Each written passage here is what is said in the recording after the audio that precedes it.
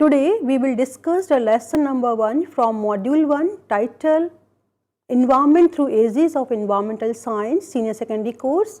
Title of the lesson is Origin of Earth and Evolution of Environment. I am Neelam Gupta, your course coordinator. Welcome you in this program. We live on a beautiful planet called Earth. Questions about the origin of life on Earth has often occurred in our minds. In order to know the evolutionary history of life on Earth, we must first know about the origin and development of the planet Earth. Our Earth is a part of a vast universe. The universe is about 15 to 20 billion years old. The age of the Earth is approximately 4 to 5 billion years. During this program, you shall learn how the Earth originated, how it got its own environment, and in what ways human beings have been using the environmental resources for their welfare and development. Objective of this program is to trace the origin of the Earth, to list the conditions which made Earth a unique planet for supporting life, to describe the sequence of steps in the origin and evolution of life, next to explain the term environment, and the last one is to enumerate the biotic and abiotic component of the environment. Do you know that the primitive people could accurately know the position and movement of the sun, moon and stars, and their survival depended on their ability to read the calendars in the sky? But the universe for the primitive man was restricted to a small piece of land that included rivers, seas, the hills, the sky, the sun giving lights and warmth, and the moon that appeared in the night. However, outside this little universe of there lays an unimagined mystery. A great revolution in human thought began when philosophers tried to understand universe, observe the world around them. Why did the moon change its shape? Why did a few stars, now we know that our planets, moved among the others? In fact, sun is also a star. The Earth with all its diversity, along with the other planets and their satellites, the sun, asteroids and comets that move around the sun, and the moon forms the universe. Here, I would also like to tell you that sun in the middle with a number of planets orbiting around it constitute the solar system. Our universe is a large but unimaginable expanse of dust, clouds, gas, stars, galaxies and life. Now you look at the picture about solar system. The next topic of this lesson is Earth as a part of the universe. Our Earth with all its diversity along with other planets and their satellites, the sun, the moon and the many galaxies forms the universe. Space between galaxies, matter and energy also form a part of the universe. This is a overall picture of our solar system. Man has always been eager to know about Earth and its vast rich biodiversity. Earth, our home, is the third planet from the sun. It is the fifth largest of the planet in the solar system, smaller than the four gas giants, that is Jupiter, Saturn, Uranus and Neptune, but larger than the three other rocky planets, that is Mercury, Mars and Venus.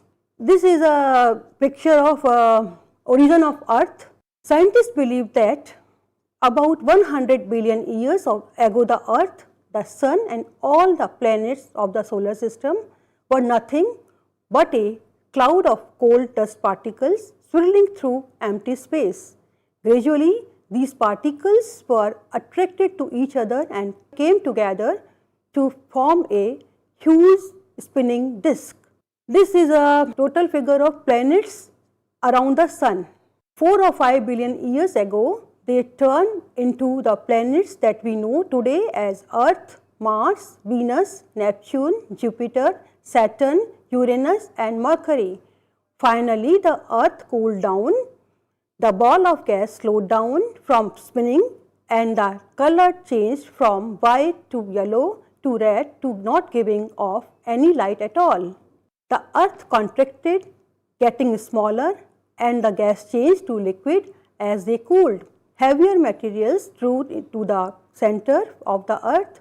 The heavier liquid settled at the middle of the earth. As the earth cooled more, a solid crust formed over the liquid material. As the crust cooled, it got wrinkled and burst open in spots. Gradually, crack formed in the crust.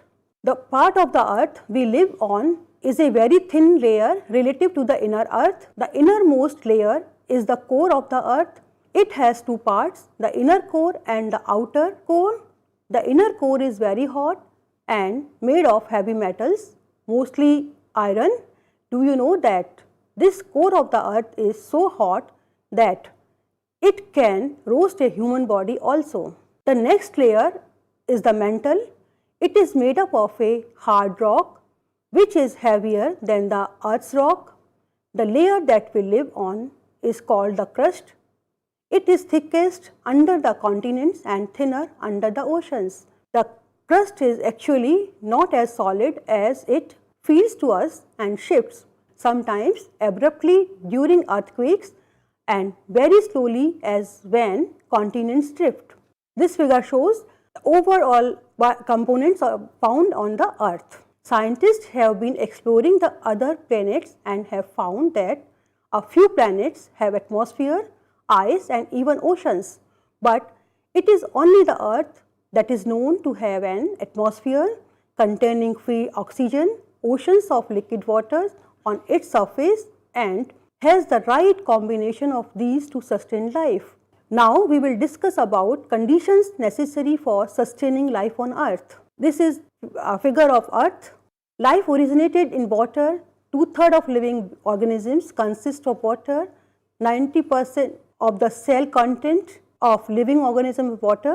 Biochemical reactions in living organisms require water that we will discuss later during this program.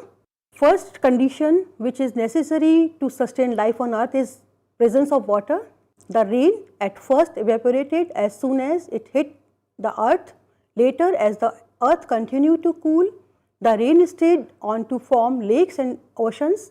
At first, the water was all fresh water, but as it had chemicals from the earth's crust mixed in, the water of the oceans became salty. At one time, the earth was all water on its surface.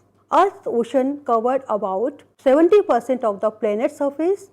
Fresh water exists in liquid form in lakes and rivers and as water vapor in the atmosphere, which causes much of Earth's weather. Next condition on life on Earth sustained as atmosphere. That is most important component in the atmosphere is oxygen, carbon dioxide, water vapor, etc. The present composition of the atmosphere is 21% oxygen, 78% nitrogen, 0.03% carbon dioxide, less than 0.9% argon and neon, etc. The atmosphere was not like this when the earth was created over 4 to 5 billion years ago. In the first billion years, the earth's surface was originally molten. The volcanoes gave out massive amount of carbon dioxide, steam, ammonia and methane. There was no oxygen. The steam condensed to form water, which then produced shallow seas. Evidences point to bacteria flourishing 3.8 billion years ago. So, this means that life came into existence about 700 million years after the earth was created.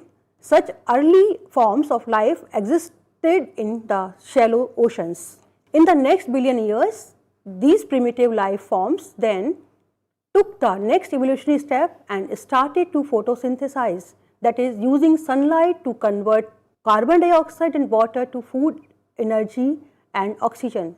This was an important turning point in Earth history because the carbon dioxide in the atmosphere was being converted to oxygen.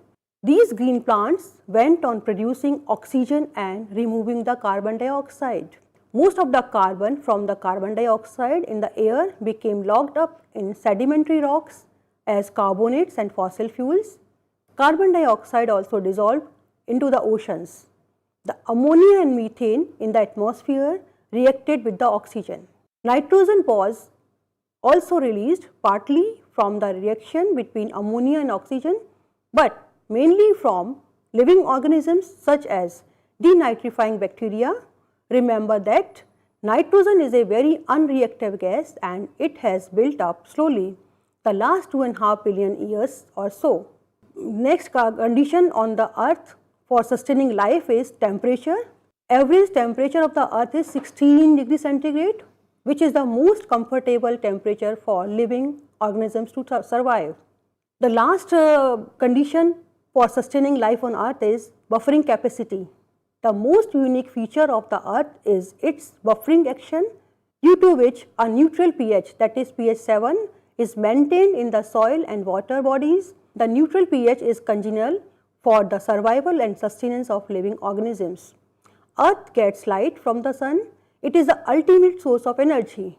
Now we come to the next section is origin and evolution of life on earth, including human beings. As soon as the oxygen was produced by photosynthesis, it was taken out again by reacting with other elements. This continued until about 2.1 billion years ago, when the concentration of oxygen increased markedly. As oxygen levels built up in the atmosphere, it marked a trigger for the biological evolution to begin and progress. Protists developed from bacteria. Both protists and bacteria are unicellular organisms. From the protists came the multicellular organisms. Today, we have such a vast biodiversity that these organisms are grouped into 5 kingdoms, namely Monera, Protista, Fungi, Plantae and Animalia. Now we come to the component of the environment, that is biotic and abiotic. All the organisms live in close association with the environment and depend on it for their survival. Thus, we can say that environment is the surrounding in which the organisms lives. Our environment consists of 2 major components, that is biotic and abiotic. We all know that the earth, its blue sky, vast oceans and lush green forest, and the land is the home to a wide variety of organisms. Now we are seeing a figure on the screen that is component of the environment. Biotic components includes all living organisms, that is microbes, plants, animals, fungi, whereas abiotic components includes climate, atmospheric gases, water, light, etc. All living organisms are dependent on the abiotic component for their survival. Sunlight provides energy which is utilized by the green plants to prepare their food by the process of photosynthesis. Heterotrophs depend on the plant for the survival. Microbes and fungi decompose the dead plants and animals, releasing the nutrients locked in the dead plants and animals back into the environment. We all know that it is impossible to survive without water. Water not only helps to regulate body temperature, but majority of the biochemical reactions in our body takes place in the presence of water. Water is also a home for many of the plants and animals. Temperature is very important factor of the environment, as all living organisms can tolerate only a certain range of temperature. Thus, there is a very delicate balance between the biotic and abiotic component of the environment. Now, we will discuss about what is environment. Every living organism is constantly interacting with its environment. The environment may be defined as the surroundings or conditions in which an organism lives or operates, or we can say in other words, all the living organisms are constantly interacting with its environment. This is a overall picture of biotic and abiotic components of the environment.